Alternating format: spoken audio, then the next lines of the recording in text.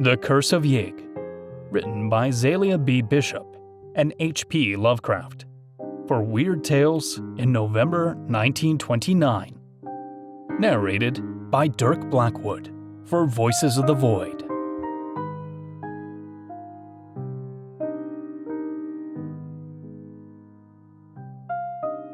In 1925, I went into Oklahoma looking for snake lore, and I came out with a fear of snakes that will last me the rest of my life. I admit it is foolish, since there are natural explanations for everything I saw and heard, but it masters me nonetheless. If the old story had been all there was to it, I would not have been so badly shaken. My work as an American Indian ethnologist has hardened me to all kinds of extravagant legendry. And I know that simple white people can beat the Redskins at their own game when it comes to fanciful inventions.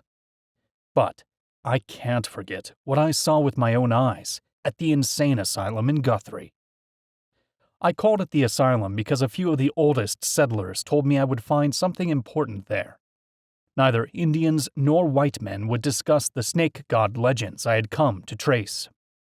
The oil boom newcomers, of course, knew nothing of such matters, and the red men and old pioneers were plainly frightened when I spoke of them.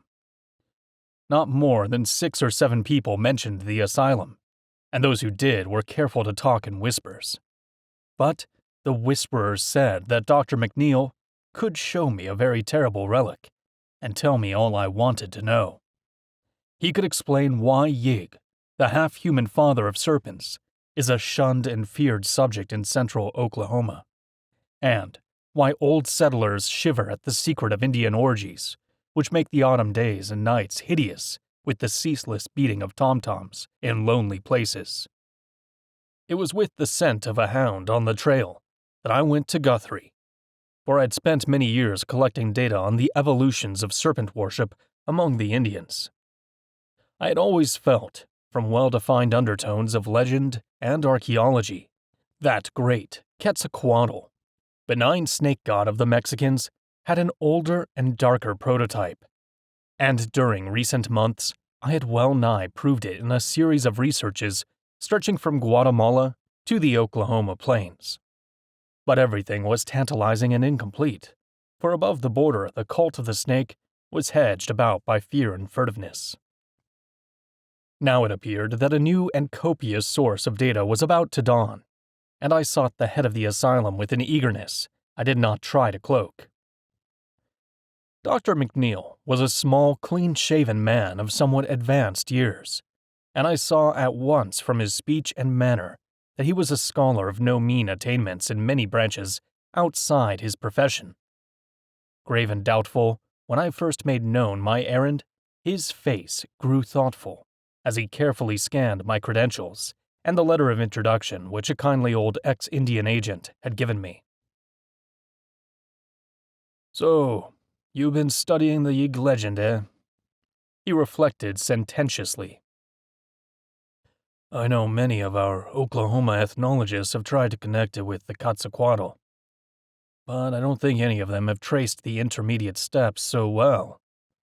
You've done remarkable work, for a man as young as you seem to be, and you certainly deserve all the data we can give.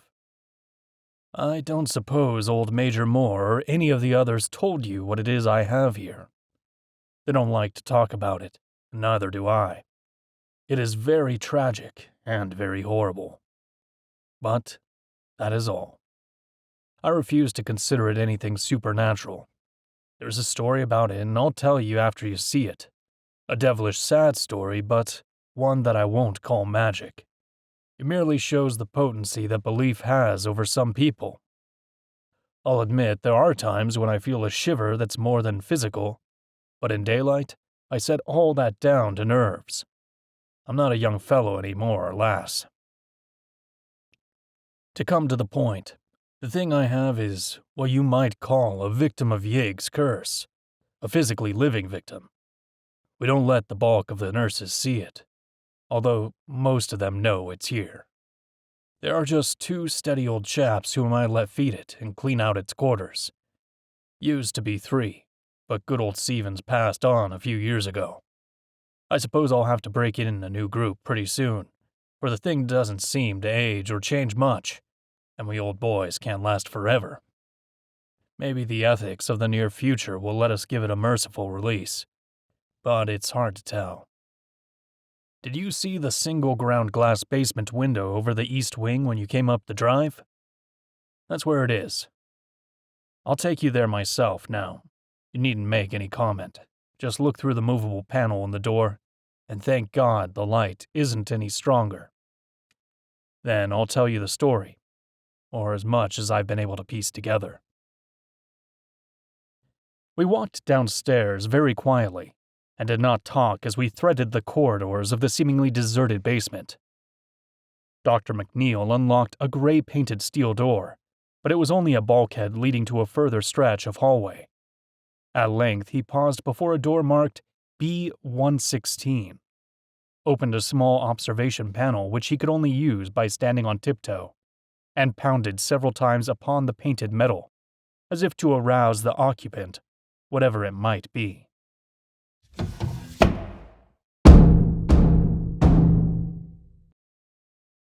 A faint stench came from the aperture as the doctor unclosed it, and I fancied his pounding elicited a kind of low, hissing response. Finally, he motioned me to replace him at the peephole, and I did so with a causeless and increasing tremor. The barred ground glass window, close to the earth outside, admitted only a feeble and uncertain pallor, and I had to look into the malodorous den for several seconds before I could see what was crawling and wriggling about on the straw-covered floor, emitting every now and then a weak and vacuous hiss. Then the shadowed outlines began to take shape, and I perceived that squirming entity bore some remote resemblance to a human form, laid flat on its belly. I clutched at the door handle for support, as I tried to keep from fainting. The moving object was almost of human size, and entirely devoid of clothing. It was absolutely hairless, and its tawny-looking back seemed subtly squamous in the dim, ghoulish light. Around the shoulders it was rather speckled and brownish, and the head was very curiously flat. As it looked up to hiss at me, I saw that the beady little black eyes were damnably anthropoid. But I could not bear to study them long. They fastened themselves on me with a horrible persistence, so that I closed the panel gaspingly, and left the creature to wriggle about unseen in its matted straw and spectral twilight. I must have reeled a bit, for I saw the doctor was gently holding my arm as he guided me away. I was stuttering over and over again. But for God's sake, what is it?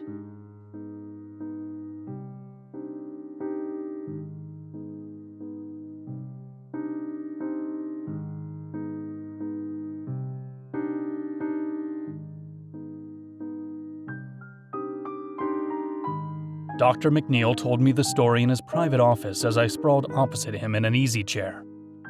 The gold and crimson of late afternoon changed to the violet of early dusk, but still I sat awed and motionless. I resented every ring of the telephone and every whir of the buzzer, and I could have cursed the nurses and interns, whose knocks now and then summoned the doctor briefly to the outer office. Night came, and I was glad my host switched on all the lights. Scientist though I was, my zeal for research was half forgotten amid such breathless ecstasies of fright, as a small boy might feel when whispered witch tales go the rounds of the chimney corner.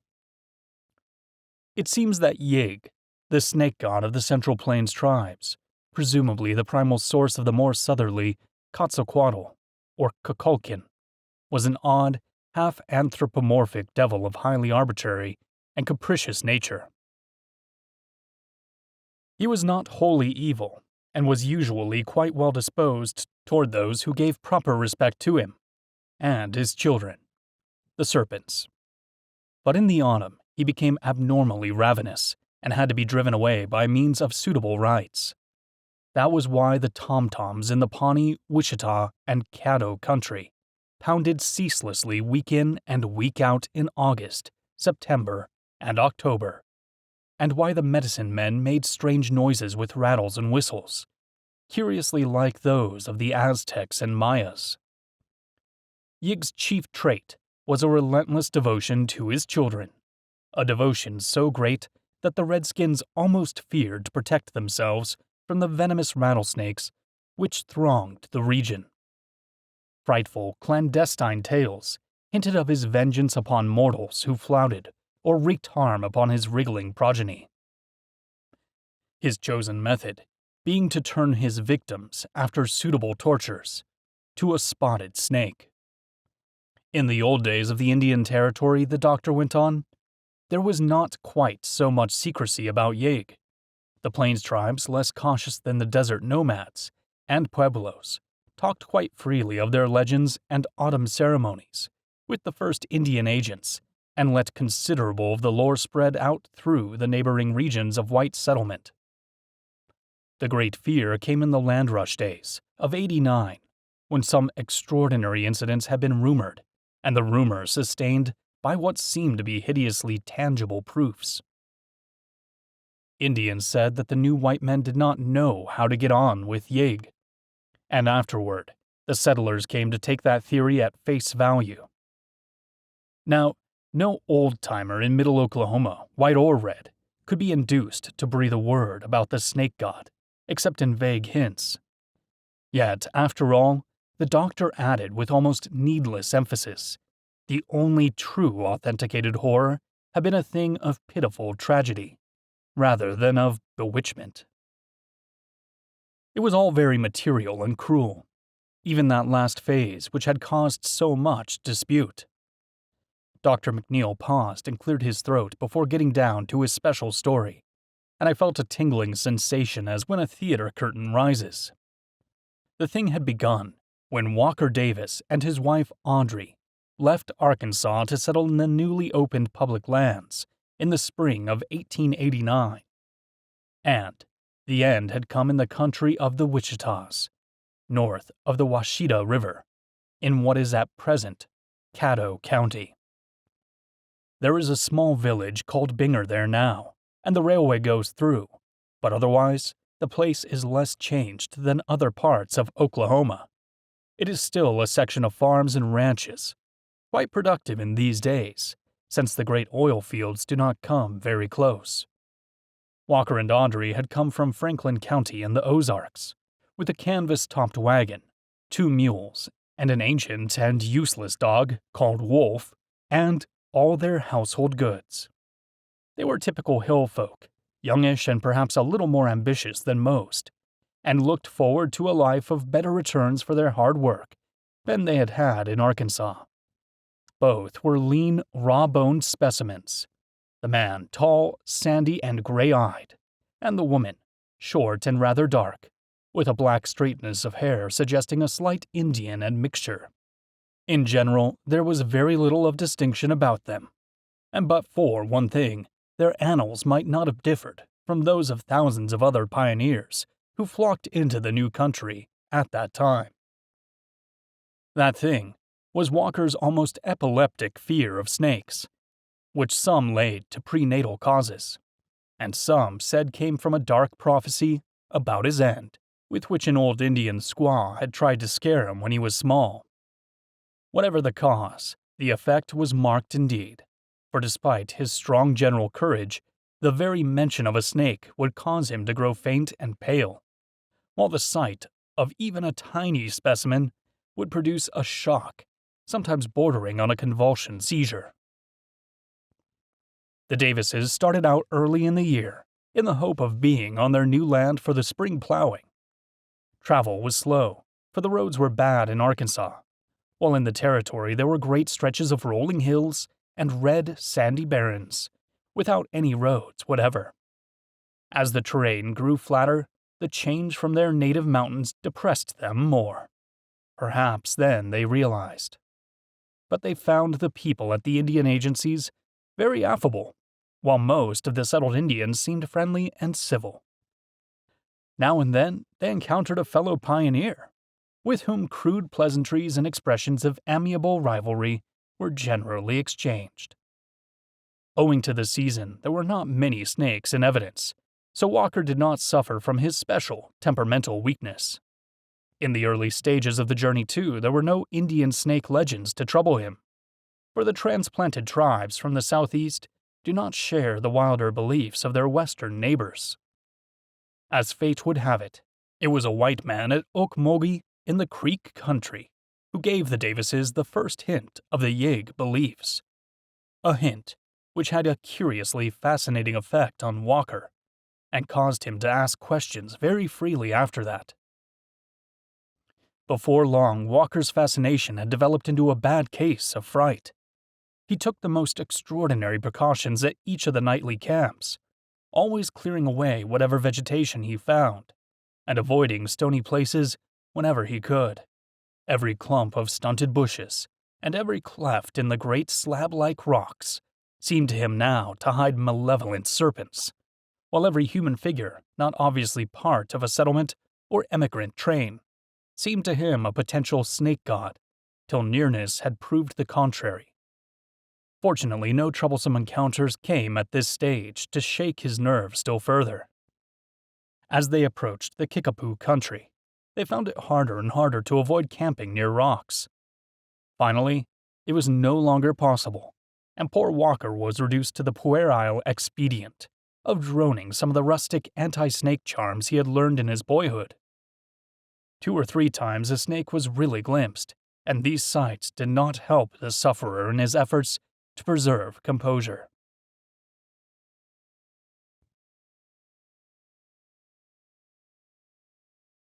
On the 22nd evening of the journey, a savage wind made it imperative for the sake of the mules to camp in as sheltered a spot as possible, and Audrey persuaded her husband to take advantage of a cliff which rose uncommonly high above the dried bed of a former tributary of the Canadian River. He did not like the rocky cast of the place, but allowed himself to be overruled this once, leading the animals sullenly toward the protecting slope, which the nature of the ground would not allow the wagon to approach. Audrey, examining the rocks near the wagon, meanwhile noticed a singular sniffing on the part of the feeble old dog. Seizing a rifle, she followed his lead, and presently thanked her stars that she had forestalled Walker in her discovery. For there, snugly nested in the gap between 2 boulders, was a sight it would have done him no good to see. Visible only as one convoluted expanse, but perhaps comprising as many as 3 or 4 separate units, was a mass of lazy wriggling, which could not be other than a brood of newborn rattlesnakes. Anxious to save Walker from a trying shock, Audrey did not hesitate to act, but took the gun firmly by the barrel and brought the butt down again and again upon the writhing objects. Her own sense of loathing was great, but it did not amount to a real fear. Finally, she saw that her task was done, and turned to cleanse the improvised bludgeon in the red sand and dry, dead grass nearby. She must, she reflected, cover the nest up before Walker got back from tethering the mules. Old Wolf, tottering relic of mixed shepherd and coyote ancestry that he was, had vanished, and she feared he had gone to fetch his master. Footsteps at that instant proved her fear well-founded. A second more, and Walker had seen everything.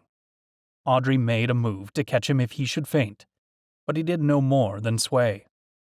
Then the look of pure fright on his bloodless face turned slowly to something like mingled awe and anger, and he began to upbraid his wife in trembling tones. "God's sake, God, but why'd you go for to do that? Ain't you heard all the things they've been telling about this snake devil Yig? You'd ought to have told me, and we'd have moved on. Don't ye know there's a devil god what gets even if ye hits his children? What for do you think the Injuns all dances and beats their drums in the fall about? This land's under a curse. I tell ye and every soul we've talked to since we come in said the same. Yig rules here, and he comes out every fall for to get his victims and turn them into snakes. Why odd, they won't none of them Injuns across the canyon kill a snake for love nor money. God knows what you done to yourself, gal. I'm stomping out a whole brood of Yigs chillin'. He'll get ya, sure, sooner or later. I can buy a charm off some old the Indian medicine men. He'll get ye. He'll get ye, Odd. As sure as there's a God in heaven. He'll come out of the night and turn ye into a crawling spotted snake. All the rest of the journey, Walker kept up the frightened reproofs and prophecies. They crossed the Canadian near Newcastle, and soon afterward met with the first of the real Plains Indians they had seen, a party of blanketed Wichitas, whose leader talked freely under the spell of the whiskey offered him, and taught poor Walker a long-winded protective charm against Yig in exchange for a quart bottle of the same inspiring fluid. By the end of the week, the chosen site in the Wichita country was reached, and the Davises made haste to trace their boundaries and perform the spring plowing before even beginning the construction of a cabin. The region was flat, drearily windy, and sparse of natural vegetation, but promised great fertility under cultivation. Occasional outcroppings of granite diversified a soil of decomposed red sandstone, and here and there a great flat rock would stretch along the surface of the ground, like a man-made floor. There seemed to be very few snakes, or possible dens for them, so Audrey at last persuaded Walker to build the one-room cabin over a vast smooth slab of exposed stone.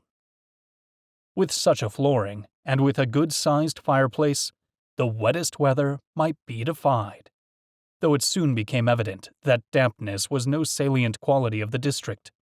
Logs were hauled in the wagon from the nearest belt of woods, many miles toward the Wichita Mountains.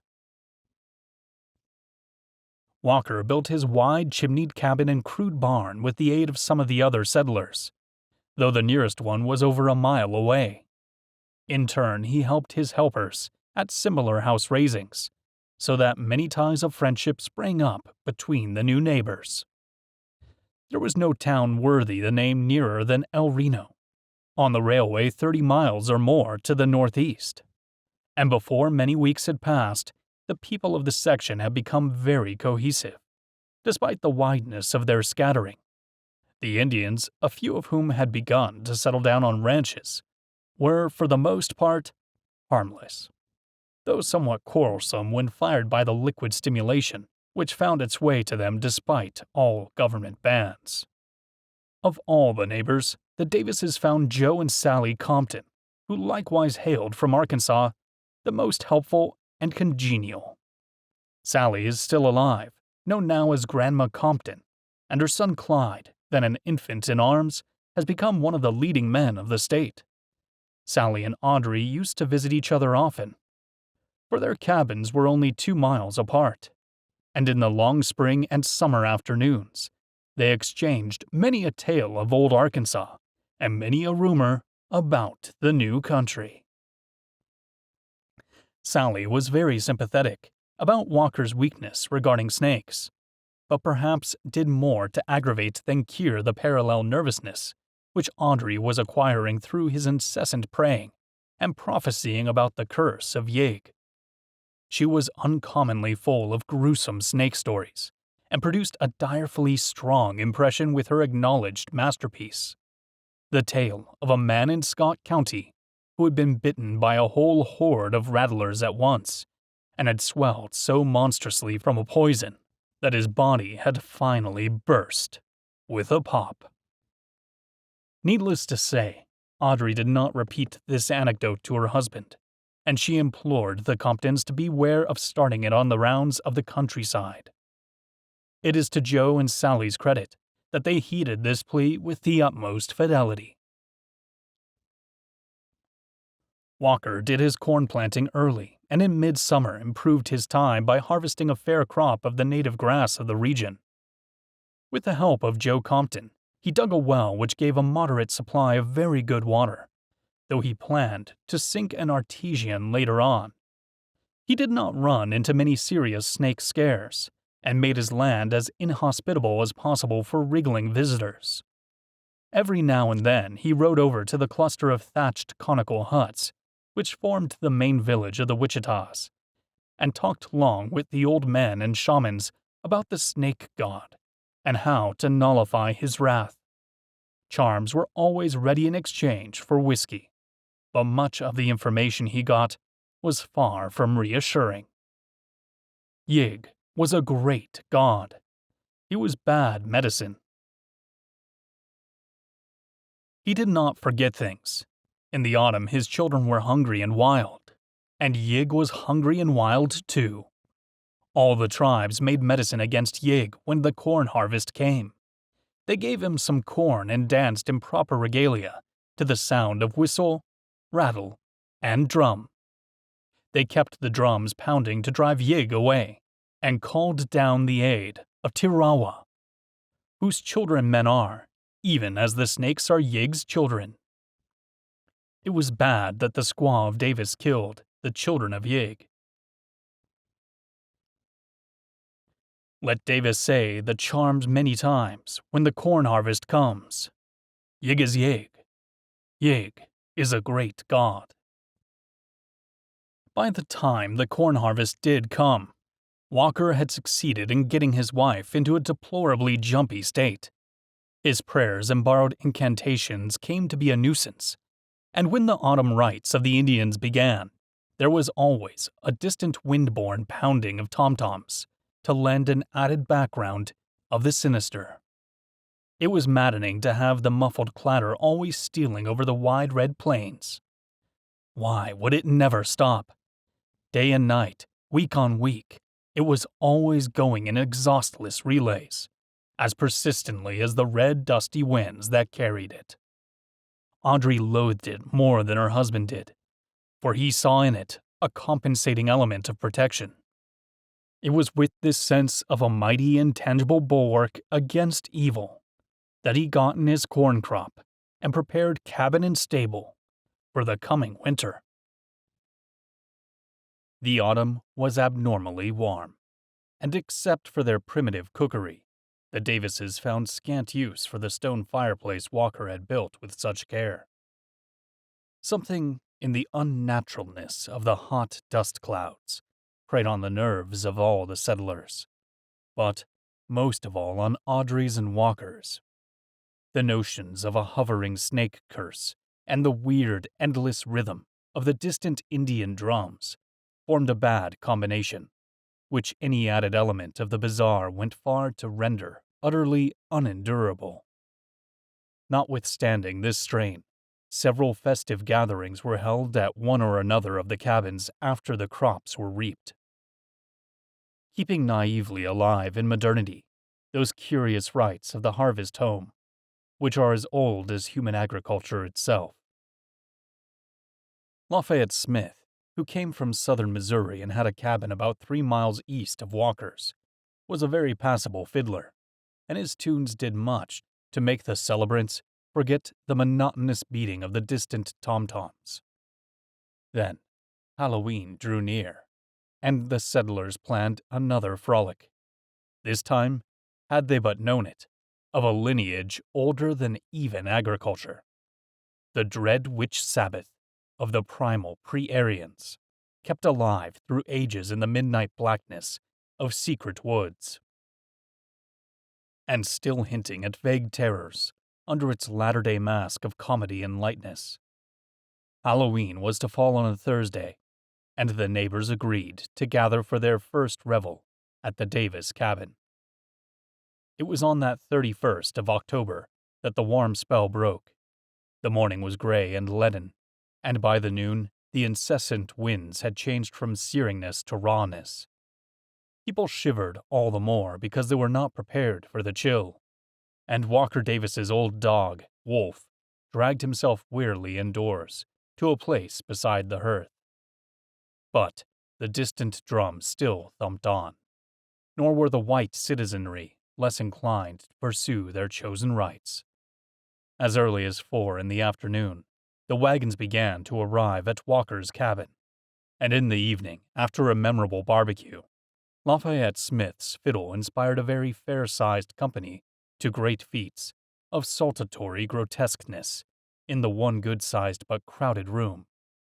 The younger folk indulged in the amiable inanities proper to the season, and now and then old Wolf would howl, with doleful and spine-tickling ominousness, at some especially spectral strain from Lafayette's squeaky violin, a device he had never heard before.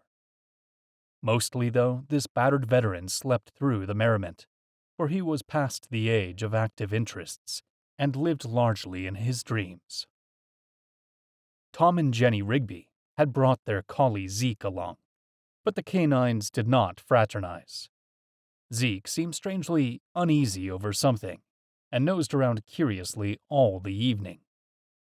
Audrey and Walker made a fine couple on the floor, and Grandma Compton still likes to recall her impression of their dancing that night. Their worries seemed forgotten for the nonce, and Walker was shaved and trimmed into a surprising degree of spruceness. By 10 o'clock, all hands were healthily tired, and the guests began to depart family by family with many handshakings and bluff assurances of what a fine time everybody had had. Tom and Jenny thought Zeke's eerie howls as he followed them to their wagon were marks of regret at having to go home, though Audrey said it must be the faraway tom-toms which annoyed him, for the distant thumping was surely ghastly enough after the merriment within. The night was bitterly cold, and for the first time Walker put a great log in the fireplace and banked it with ashes to keep it smoldering till morning. Old Wolf dragged himself within the ruddy glow and lapsed into his customary coma. Audrey and Walker, too tired to think of charms or curses, tumbled into the rough pine bed and were asleep before the cheap alarm clock on the mantel had ticked out 3 minutes. And from far away, the rhythmic pounding of those hellish tom-toms still pulsed on the chill night wind. Dr. McNeil paused here and removed his glasses as if a blurring of the objective world might make the reminiscent vision clearer. "You'll soon appreciate," he said, "that I had a great deal of difficulty in piecing out all that happened after the guests left. There were times, though, at first, when I was able to make a try at it." After a moment of silence, he went on with the tale. Audrey had terrible dreams of Yig, who appeared to her in the guise of Satan, as depicted in cheap engravings she had seen. It was indeed from an absolute ecstasy of nightmare that she started suddenly awake to find Walker already conscious and sitting up in bed. He seemed to be listening intently to something, and silenced her with a whisper when she began to ask what had roused him. "Harcourt," he breathed. "Don't you hear something? A singing, and buzzing, and rustling? Do you reckon it's the fall crickets?" Certainly there was distinctly audible within the cabin such a sound as he had described.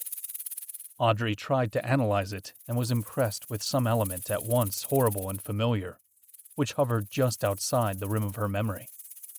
And beyond it all, waking a hideous thought, the monotonous beating of the distant tom-toms came incessantly across the black plains, on which a cloudy half-moon had set. "Walker, suppose it's the curse of the Yig."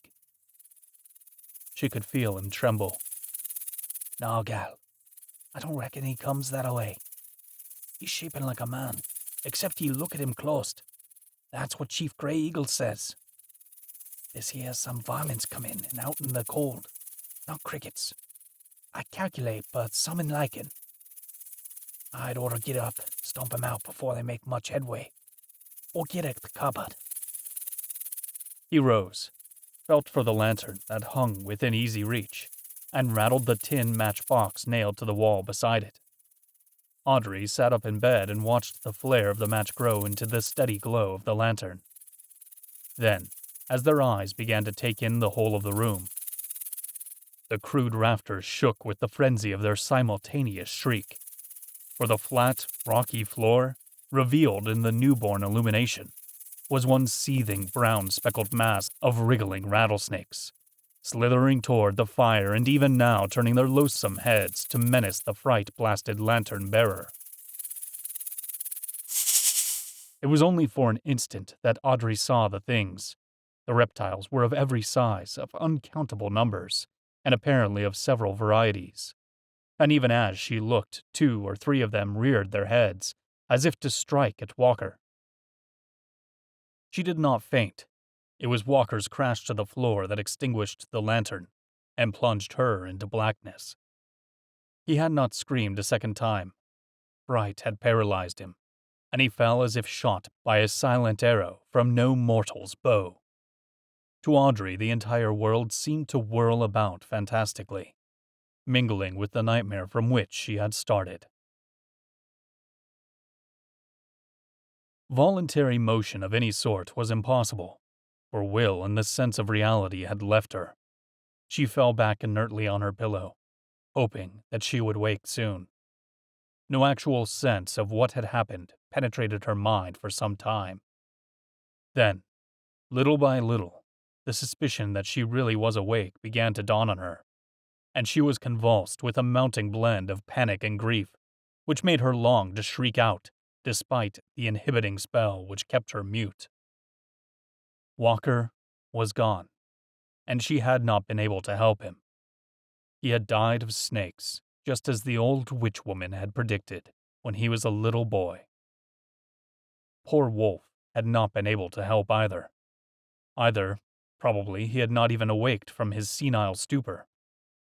And now the crawling things must be coming for her, writhing closer and closer every moment in the dark. Perhaps even now twining slipperily among the bedposts and oozing up over the coarse woolen blankets. Unconsciously, she crept under the clothes and trembled. It must be the Curse of Yig. He had sent his monstrous children on All Hallows Night, and they had taken Walker first. Why was that? Wasn't he innocent enough? Why not come straight for her? Hadn't she killed those little rattlers alone? Then she thought of the curse's form as told by the Indians. She wouldn't be killed, just turned to a spotted snake. So she would be like those things she had glimpsed on the floor, those things which Yig had sent to get her and enroll her among their number. She tried to mumble a charm that Walker had taught her, but found she could not utter a single sound. The noisy ticking of the alarm clock sounded above the maddening beat of the distant tom-toms. The snakes were taking a long time. Did they mean to delay on purpose to play on her nerves? Every now and then she thought she felt a stealthy, insidious pressure on her bedclothes. But each time it turned out to be only the automatic twitchings of her overwrought nerves. The clock ticked on in the dark, and a change came slowly over her thoughts. Those snakes couldn't have taken so long.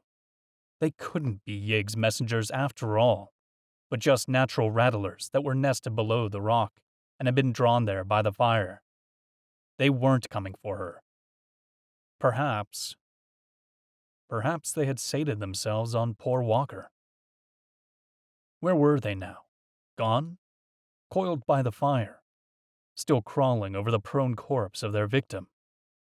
The clock ticked, and the distant drums throbbed. At the thought of her husband's body lying there in the pitch blackness, a thrill of purely physical horror passed over Audrey. That story of Sally Compton's, about the man back in Scott County. He too had been bitten by a whole bunch of rattlesnakes. And what had happened to him? The poison had rotted the flesh and swelled the whole corpse, and in the end the bloated thing had burst horribly with a detestable popping noise. Was that what was happening to Walker down there on the rock floor? Instinctively she felt that she had begun to listen for something too terrible even to name herself. The clock ticked on, keeping a kind of mocking, sardonic time with the far-off drumming that the night wind brought. She wished it were a striking clock, so that she could know how long this eldritch vigil must last. She cursed the toughness of fiber that kept her from fainting, and wondered what sort of relief the dawn could bring, after all. Probably neighbors would pass, No doubt somebody would call. Would they find her still sane? Was she still sane now? Morbidly listening, Audrey all at once became aware of something which she had to verify with every effort of her will before she could believe it. And which, once verified, she did not know whether to welcome or dread. The distant beating of the Indian tom-toms had ceased. They had always maddened her, but had not Walker regarded them as a bulwark against nameless evil from outside the universe? What were some of those things he had repeated to her in whispers after talking with Grey Eagle and the Wichita medicine men? She did not relish this new and sudden silence after all. There was something sinister about it. The loud ticking clock seemed abnormal in its new loneliness. Capable at last of conscious motion, she shook the covers from her face and looked into the darkness toward the window.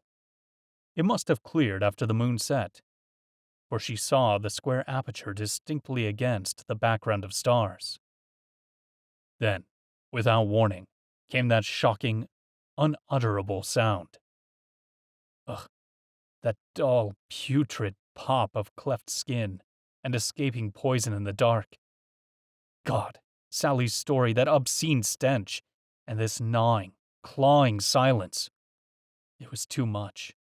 The bonds of muteness snapped, and the black night waxed reverberant with Audrey's screams of stark, unbridled frenzy. Consciousness did not pass away with the shock. How merciful if only it had. Amidst the echoes of her shrieking, Audrey still saw the star-sprinkled square of window ahead, and heard the doom-boding ticking of that frightful clock. Did she hear another sound? Was that square window still a perfect square? She was in no condition to weigh the evidence of her senses, or distinguish between fact and hallucination.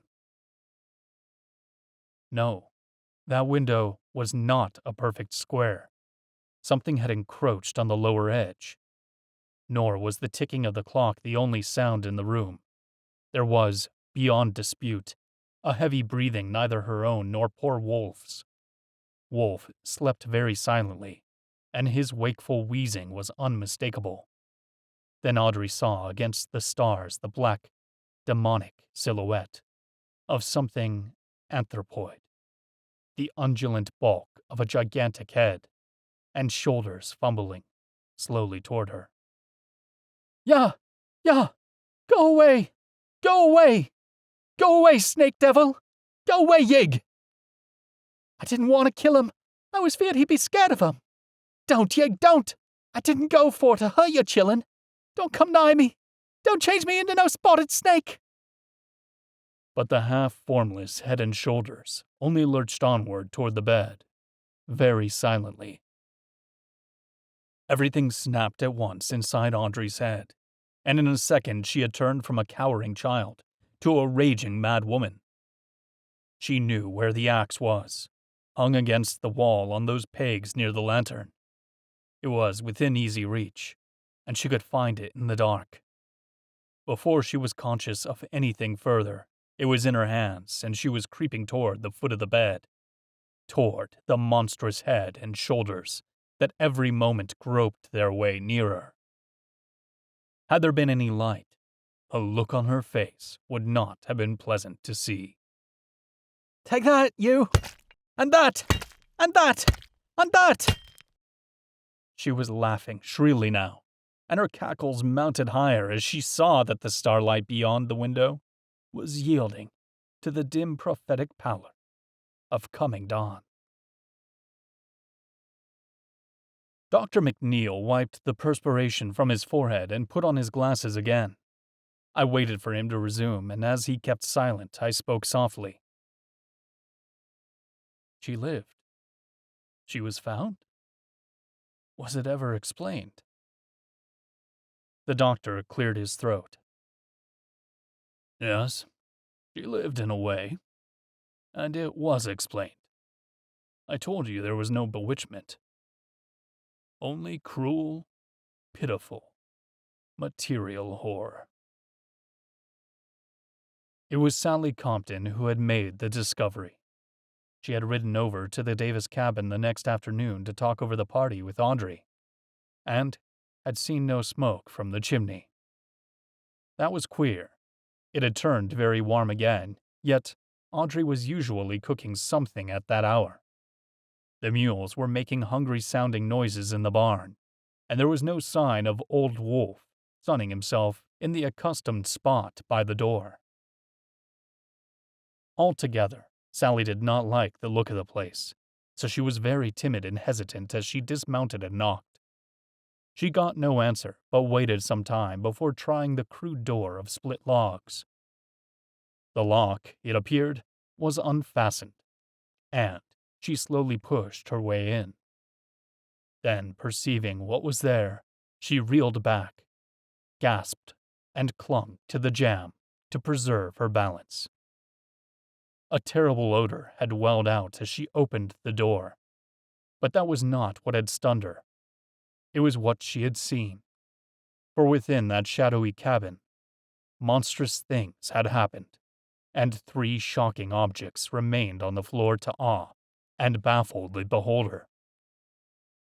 Near the burned-out fireplace was the great dog, purple decay on the skin left bare by mange and old age, and the whole carcass burst by the puffing effect of rattlesnake poison. It must have been bitten by a veritable legion of the reptiles. To the right of the door was the axe-hacked remnant of what had been a man, clad in a nightshirt and with the shattered bulk of a lantern clenched in one hand. He was totally free from any sign of snakebite. Near him lay the ensanguined axe, carelessly discarded. And, wriggling flat on the floor, was a loathsome, vacant-eyed thing that had been a woman, but was now only a mute, mad caricature. All that this thing could do was to hiss and hiss and hiss. Both the doctor and I were brushing cold drops from our foreheads by this time. He poured something from a flask on his desk, took a nip, and handed another glass to me. I could only suggest tremulously and stupidly. So, Walker had only fainted that first time. The screams roused him, and the axe did the rest? Yes. Dr. McNeil's voice was low. But he met his death from snakes just the same. It was his fear working in 2 ways. It made him faint, and it made him fill his wife with the wild stories that caused her to strike out when she thought she saw the snake devil. I thought for a moment. And Audrey. Wasn't it queer how the Curse of Yig seemed to work itself out on her? I suppose the impression of hissing snakes had been fairly ground into her. Yes, there were lucid spells at first, but they got to be fewer and fewer. Her hair became white at the roots as it grew, and later began to fall out. The skin grew blotchy, and when she died... I interrupted with a start. Died? Then, what was that thing downstairs? McNeil spoke gravely. That is what was born to her 3/4 of a year afterward. There were 3 more of them. 2 were even worse. But this is the only one that lived.